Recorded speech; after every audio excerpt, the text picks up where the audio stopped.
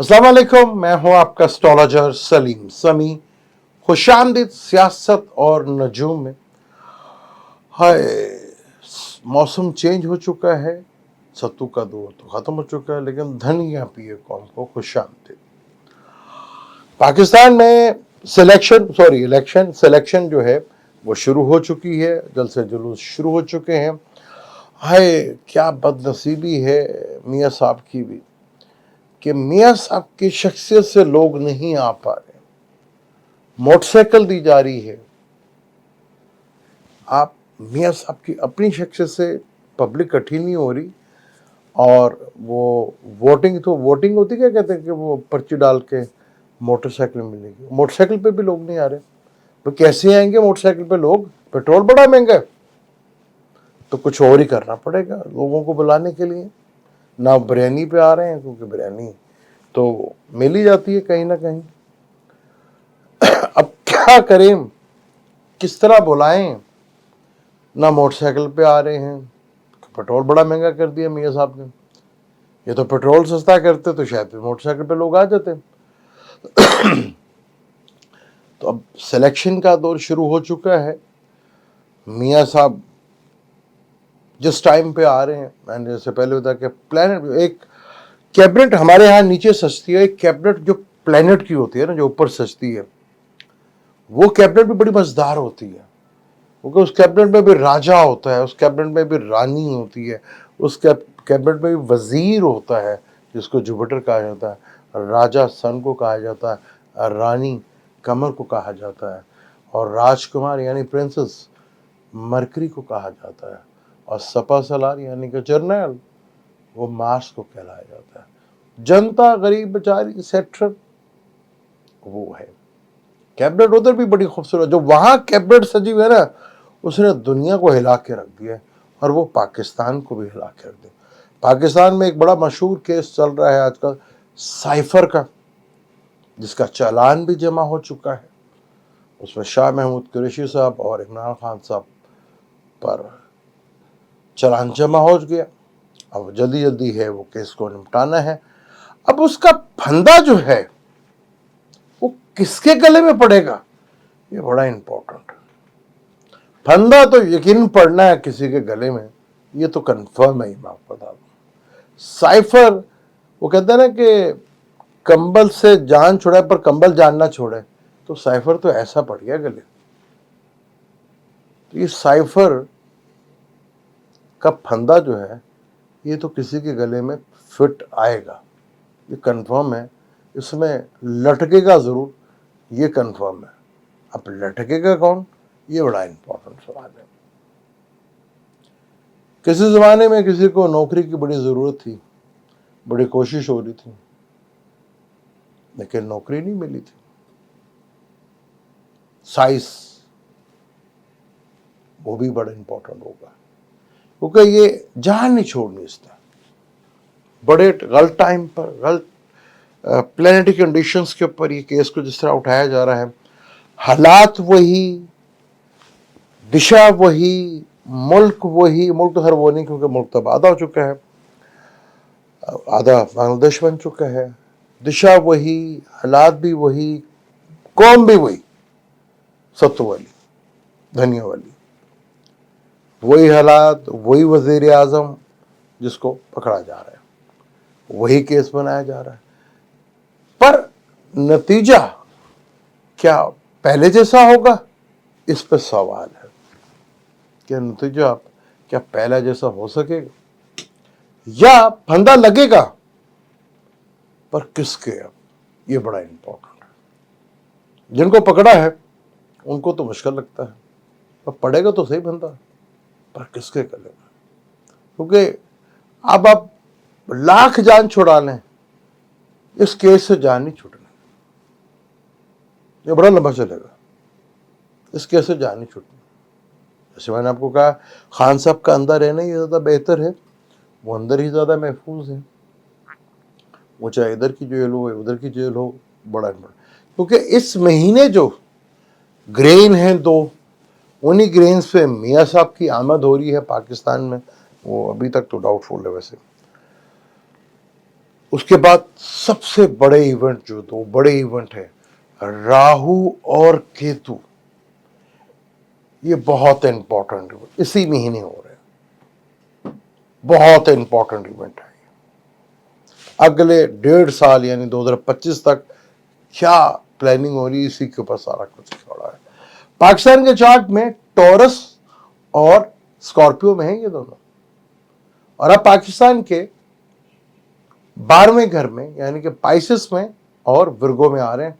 चले आज आपको ये चार्ट के थ्रू बताते हैं और थोड़ा खान साहब का भी चार्ट को देखेंगे इस केस को लेकर, और पाकिस्तान के हालात को भी देखेंगे, क्योंकि वेस्ट की साइड पर खतरा बहुत खतरनाक, क्योंकि मार्स कल निकल रहा है, तो बड़ा इंपॉर्टेंट है ये। चलें चार्ट के थ्रू आपको बताते हैं। ये है चार्ट जो कि 30 अक्टूबर को राहु और केतु ने जो है हाउस चेंज कर रहे हैं, यानी कि इस वक्त जो केतु है वो बुर्ज हमल में है और केतु जो है वो लिब्रा में है। तो ये जो है अब हाउस चेंज करके, यानी कि यहाँ पर राहु जो है अब इधर आ जाएगा, जो कि रेड कलर से आपको नजर आ रहा है पाइसेस में, और केतु जो है वो इधर आ जाएगा। अब ये दोनों प्लेनेट जो है कहा ही जाता है कि उल्टे चलते हैं, ये बेसिकली क्लॉकवाइज चलते हैं, ठीक है। तो ये अब दो चीजें जो हैं आपको नजर आएंगी कि ये इनका जो प्लानिटरी कंडीशन है ये जब चेंज होने जा रही है।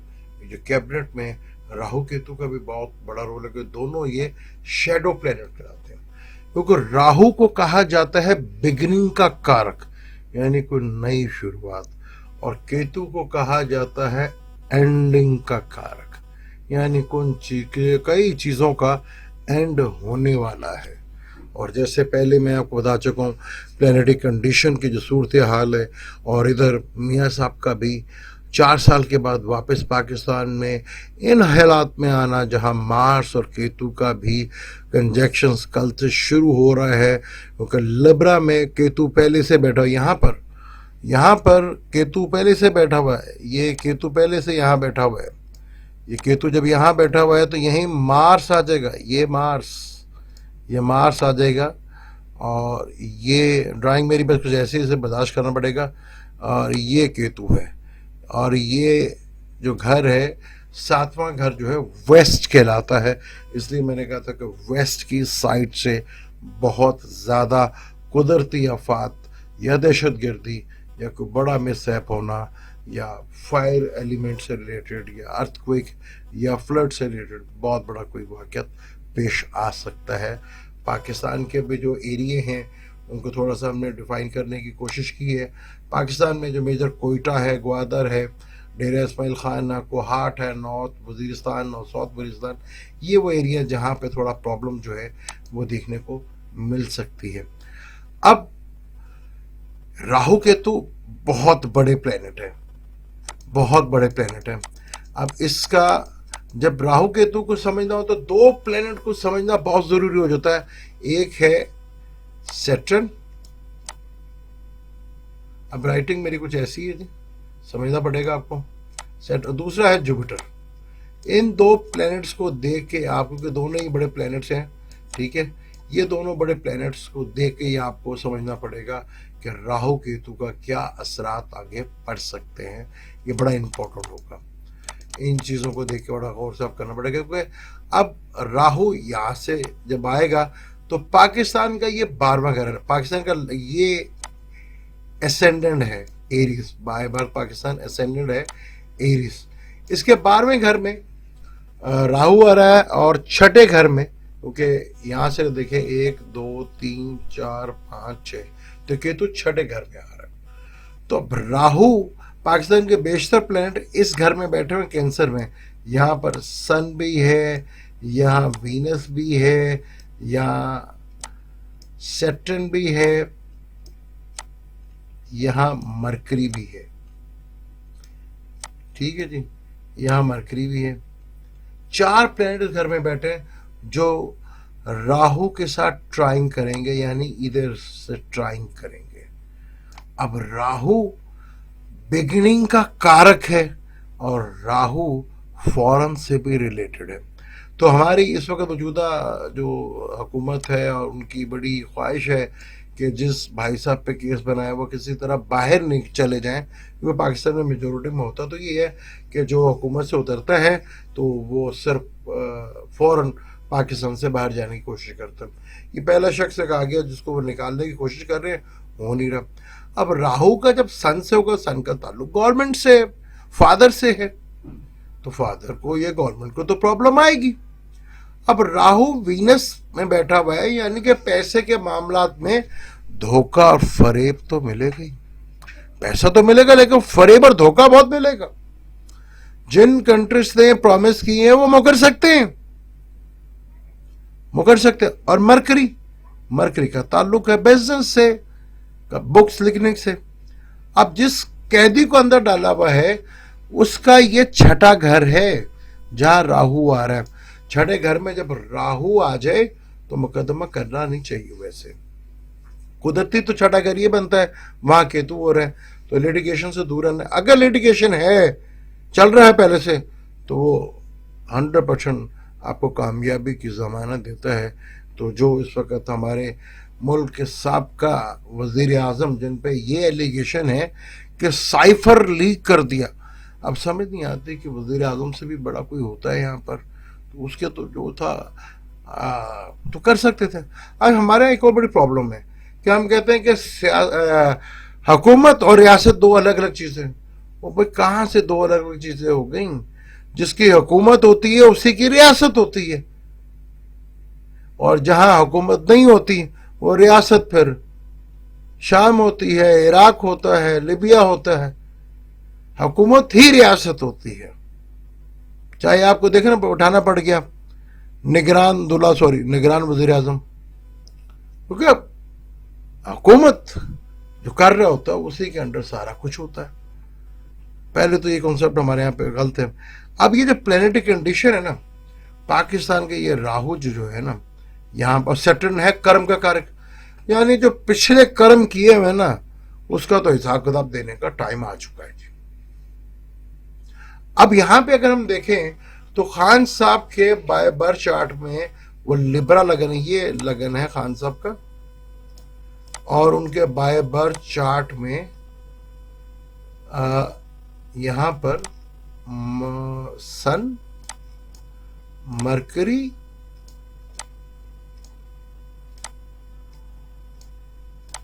और सैटर्न बैठा हुआ, यानी केतु इधर आना है। अब सैटर्न का ताल्लुक कर्म से है, यानी केतु का काम है तो एंडिंग करना, लेकिन एंडिंग करके नई चीज को जोड़ना ये भी उसका काम है। केतु का ताल्लुक सियासत से भी है, कर्म खत्म करना यानी कि जिंदगी को भी खत्म कर देना सैटर्न, ठीक है। लेकिन यहाँ पे कर्म दोबारा कर देना तो यानी कि कुछ और सूरत हाल भी बनते नजर है। फिर मरकरी, तो खान साहब जल्द ही किताब आपको देखते हुए नजर आएंगे कि जेल की जिंदगी पर जो किताब वो लिखेंगे वो भी आपको देखने को मिलेगी। और केतु का सन के साथ ताल्लुक, तो यहाँ गवर्नमेंट को प्रॉब्लम और तो कुछ चीज़ें तो क्लियर बहुत साफ हो रही हैं, जो आप समझ आ रहे हैं, समझ तो गए होंगे जो मैं क्या कहना चाह रहा हूँ। अब राहु उनके आ गया छठे घर में, अगर हम यहाँ पे देखते हैं तो छठा घर है, राहु वहां बैठा हुआ है। अब राहु का जो पाकिस्तान के चार्ट पे अगर देखें तो केतु बैठा हुआ है, तो राहु का केतु के साथ ये बड़ा इंपॉर्टेंट हो जाता है कि अगर आपका जहां बाय बर्थ राहु केतु बैठे वहीं प्लेनेट आ जाए तो बहुत इंपॉर्टेंट होगा, या उसका हाफ कह लें कि राहु इधर केतु इधर, ये भी बहुत इंपॉर्टेंट रोल अदा करता है। अब एक बात याद रख लीजिएगा कि जहां राहु आया है ना, यहां कुछ नई बिगिनिंग्स होंगी, क्योंकि 12वां घर है, 12वां घर फॉरेन का है, यानी कि फॉरेन जो हमारे यहाँ पहले चीजें होती नहीं हैं उसका हिसाब किताब तो होगा। और केतु इधर यहाँ पे आना, क्योंकि मरकरी, अब दो प्लैनेट्स जहां जहां जाएंगे, यानी कि जुपिटर जहां जहां जाएगा वहां राहु का असर लेकर जाएगा, जिधर भी जाएगा वहां राहु के असर मिलेंगे आपको। और केतु मरकरी जहां जहां मूव करेगा वहां केतु के रट, यानी कि बड़े लेवल के ऊपर आपको कम्युनिकेशंस में ट्रबल्स दिखते हुए नजर आएंगी। एक दफा नहीं, बेशुमार दफा आपको बड़े लेवल के ऊपर कम्युनिकेशन ब्रेक होता हुआ नजर आएगा, चाहे वो सोशल मीडिया है, चाहे वो यूट्यूब है, चाहे वो फेसबुक है, या कोई भी नेटवर्क, अक्सर वहाँ आपको ब्रेकिश नजर आएगी। यानी कम्युनिकेशन गैप बहुत ज़्यादा बढ़ जाएगा। और केतु का इधर आना, छठा घर है, कॉन्फ्लिक्ट का घर है, तो कोई नए कॉन्फ्लिक्ट भी पैदा होंगे और पुराने कॉन्फ्लिक्ट खत्म होते बने, क्योंकि केतु का काम है एंडिंग करना और राहु का काम है वहीं से शुरुआत करना। पाकिस्तान में सिलेक्शन का तो दौर शुरू हो चुका है और जलसा जलसा हो गया है और मोटरसाइकिल भी इनाम में दी जा रही है। पीपल पार्टी ने अभी तक शुरू नहीं किया, उनको परेशानी हो रही है। लेकिन मैं हैरान हूँ कि नून लीग ने ऐसा ऐलान क्यों किया कि जो जलसे में आएगा उसको मोटरसाइकिल मिलेगी। मियाँ साहब की तो अपनी पर्सनैलिटी है, तो मियाँ साहब ने आने का जो वक्त है वो सही जो है चूज नहीं किया। जैसे मैंने आपको बताया कि मार्स और केतु लिब्रा भाई ये आने वाले 45 दिन बहुत खतरनाक हो सकते हैं, तो टाइमिंग अच्छी नहीं है। और मुल्क के हालात जो है वही अक्टूबर के महीने में आप अक्सर बाजार में भी तेजी देखेंगे और लोगों के अंदर एग्रेसिवपन बढ़ता हुआ नजर आएगा। अब ये राहु के तो पाकिस्तान के 12वें में और ये छठे घर में आ रहे हैं, और पाकिस्तान के 7वें घर में जहां जुपिटर बैठा हुआ था वहां केतु था। तो आपने देखा कि रिलीजन के ऊपर, जुपिटर का ताल्लुक रिलीजन से भी होता है, तो केतु ने काफ़ी हद तक रिलीजन को डैमेज किया है यहाँ पर। और लगन राहु यहाँ पर है, क्योंकि मार्स यहाँ पर जहाँ पे भी मूव हो रहा था वो राहु के असरात, क्योंकि यहाँ पे मार्स इधर आया है, तो यहाँ जहाँ वो केतु के साथ बैठेगा तो उसके अंदर राहु के भी होंगे, तो बड़े लेवल के ऊपर पाकिस्तान में भी प्रॉब्लम खड़ी हो सकती है। साइफर का ये केस जो है, ये गले का फंदा तो पड़ेगा किसी न किसी के गले, लेकिन किसके गले में पड़ेगा ये बड़ा इंपॉर्टेंट। जिनको पकड़ा हुआ है उनको मुश्किल ही लगता है गले में पड़े। आप सजा दे लें, जो मर्जी कर लें, लेकिन ये फंदा तो पड़ेगा। जिस तरह केस में सजा हो रही है उसी तरह ख़त्म भी हो जाएंगे, क्योंकि पाकिस्तान की हिस्ट्री यही है। मियाँ नवाज शरीफ साहब को सवाए भुट्टो साहब के अलावा बाकी नवाज शरीफ साहब को भी सजाए मौत हुई थी, कैद हुई थी, जावेद हाशमी साहब को भी हुई थी, फिर वो वज़ीर आज़म भी बने, वो जावेद हाशमी साहब MNA भी दोबारा बने, ये तो होता रहा। पर यहाँ पर दोबारा जो फंदा जिसके गले में पड़ेगा उसके लिए मुश्किलें, अब चीज़ें उस तरफ तेज़ी के साथ बढ़ती भी आपको देखेंगे। और ये 1.5-2 महीने जो राहु और ये जो मार्स और केतु, ये बहुत ही ख़तरनाक है। गलत टाइम पर मुझे वही 2007 का दौर याद आया था जब बेनज़ीर पाकिस्तान में आए थे। कुछ इस तरह के हालात, उससे ज़्यादा ख़तरनाक हालात बनते हुए दिख रहे हैं, और हालात कंट्रोल से बाहर होते चले जाएंगे, क्योंकि इलेक्शन तो हर दूर की बात है, सिलेक्शन भी मुश्किल होती जा रही है यहाँ पर। वो इलेक्शन होते तो शायद कुछ चीज़ बन जाती है, लेकिन यहाँ पे सिलेक्शन करना भी काफ़ी मुश्किल होता जा रहा है। मुझे दें इजाज़त, इंशाल्लाह मिलते हैं अगले किसी वीडियो पे। अल्लाह हाफिज़।